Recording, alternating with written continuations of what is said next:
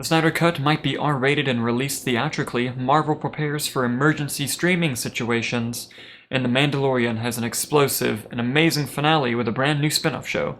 You can learn about all of this and more on this week's episode of The Movie Night Show.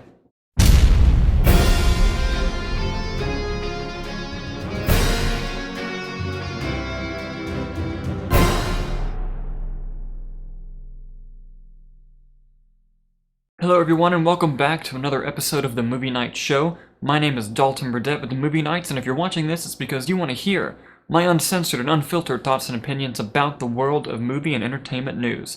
For our first story, Zack Snyder recently did an interview with Entertainment Weekly where he dropped some truth bombs on us. When asked about some inside details about the 4-hour-long Snyder Cut of Justice League, he had this to say. Here's one piece of information nobody knows. This movie is insane, and so epic, and is probably R-rated.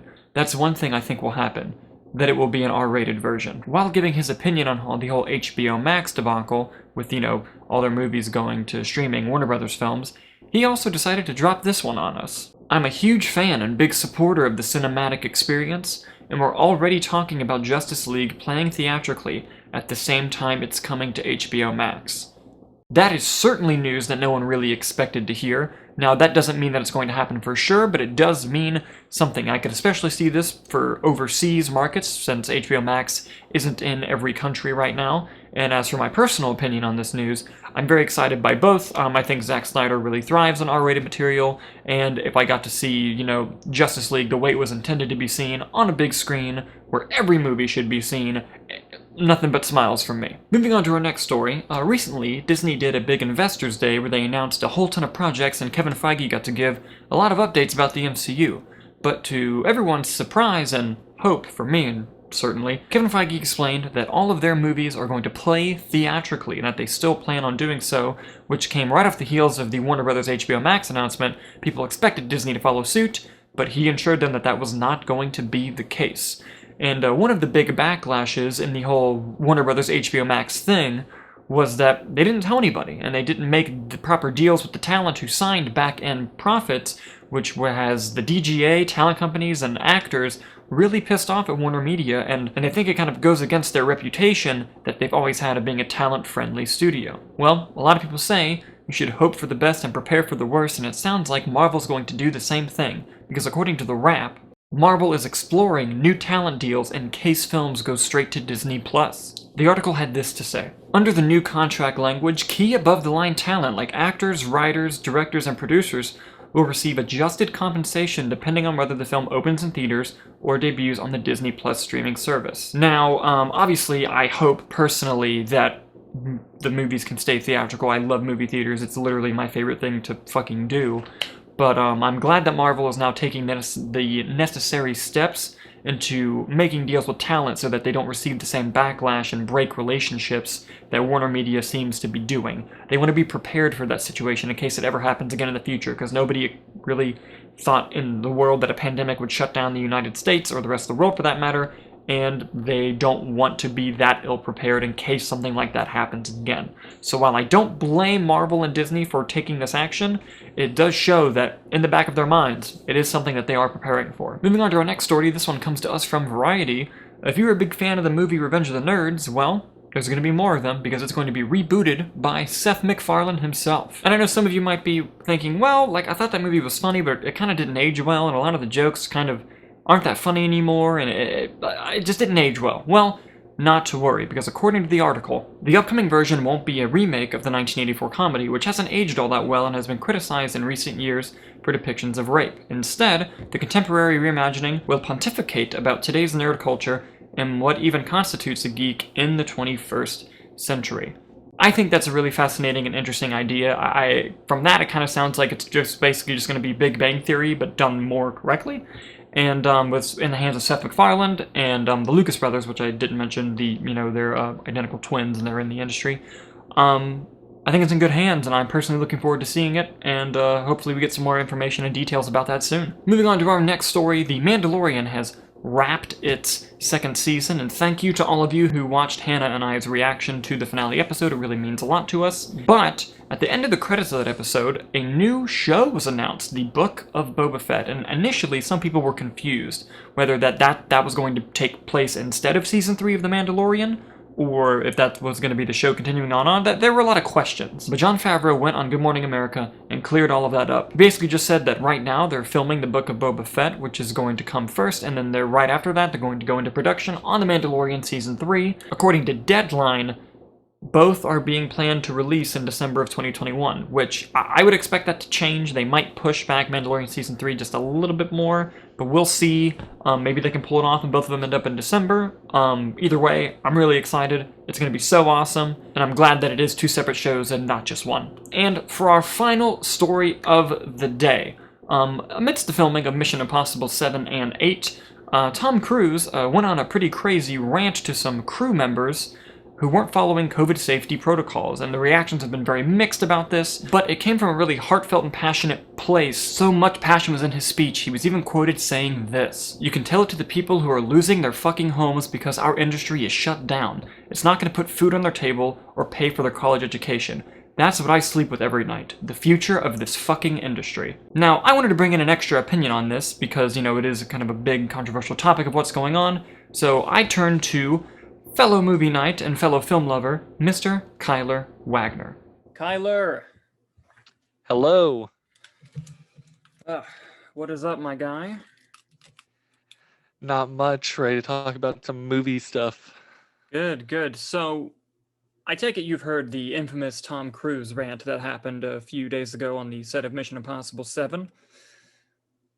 Yeah, so honestly I thought it was Tom Hanks for the longest time until I looked it up like an hour ago. I was like, oh wait, that makes sense. I thought Tom Hanks was just yelling at everyone. And I'm sure part of you was like, Tom Hanks is in Mission Impossible 7? That was a good get. Wow. I was really happy for him. No, but obviously, you know, in this little rant that he gave, yes, he's yelling at them, yes, he swears at them, but at the same time, he kind of just brings up the fact that there are people in Hollywood who are greenlighting movies because of the good job that they've been doing, and that, you know, there are people who are losing their homes because their industry isn't running, and he kind of takes it out on these guys because, you know, he's also a producer on these films, so it's not just an actor freaking out. He's like kind of signs their paychecks and is like, what the hell are you guys doing? So while I think there's several different ways he could have gone about it, I personally feel that, you know, with the stress he's under, it was justified to an extent. You know, I think you can swear, but you can't swear at people. And he called them motherfuckers a couple times. And it's like, okay, maybe that's where it crossed. But at the same time, I think he had a right to be upset and a right to, you know, just kind of tell them, like, you know, we're not going to accept that shit. Because, you know, what are your thoughts on the whole thing? I don't know how I feel about that. I mean, look, let him do what he wants to do. It's his film set at the end of the day. He's trying to make a movie, and he does have a lot of good points. You want to curse at people? Curse at people. It's not it's not an unknown thing that directors have done in the past. Is he doing it at a grip and a PA instead of an actor? Sure. But still, the principles are the same. There's, you know, a whole subtopic of types of directors, and there's the authoritarian and totalitarian type directors, and yeah, you're gonna get cursed at. Do your job. Yeah, and I also think it's a couple things that people haven't really pointed out is, one, he didn't fire those people. Now there are reports coming out that, you know, some people have quit because of it, which I think is just, you know, look, how many jobs have you worked at where you did something wrong and then your boss comes in and screams at you, and then after he leaves you're just like, oh, thank God they didn't fire me. So I'm pretty sure that's what was going through some of their heads. And, you know, he got them to keep their jobs, or I mean, he didn't, you know, let them go immediately.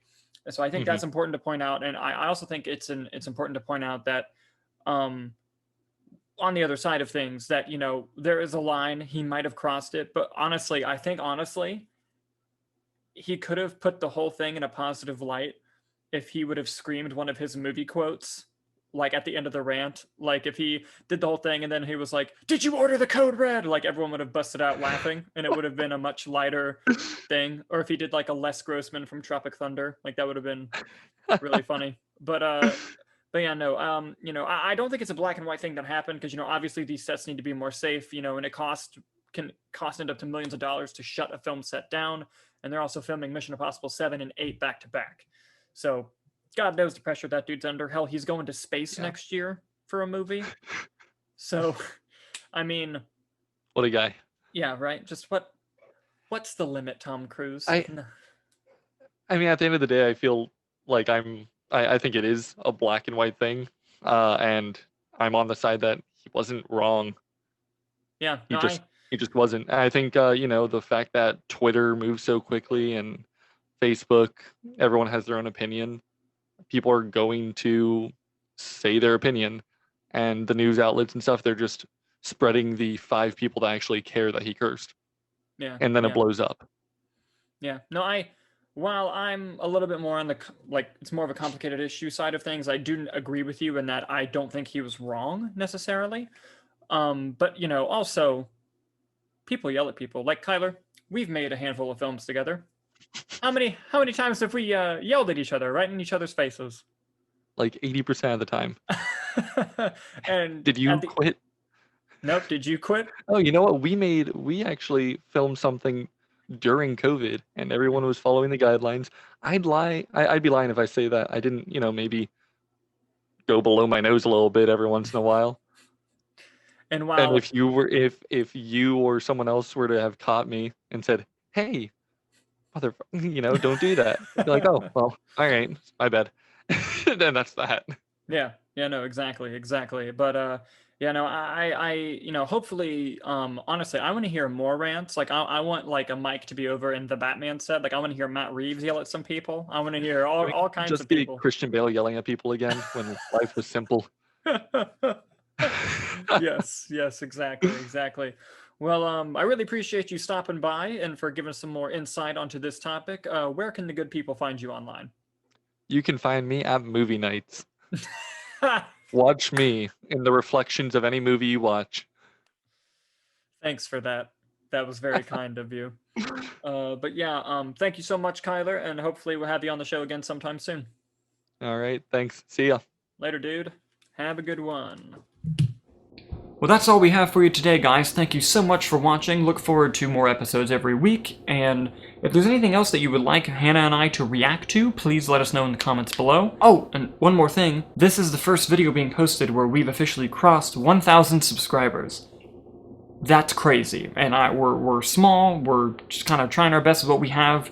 But it means the world to me that 1,000 people have subscribed to our channel. So thank you so much. If you haven't done so, please do so. And also in the description below, I will leave links to our social media where you can find us. Thank you guys so much for watching, and we'll see you next time.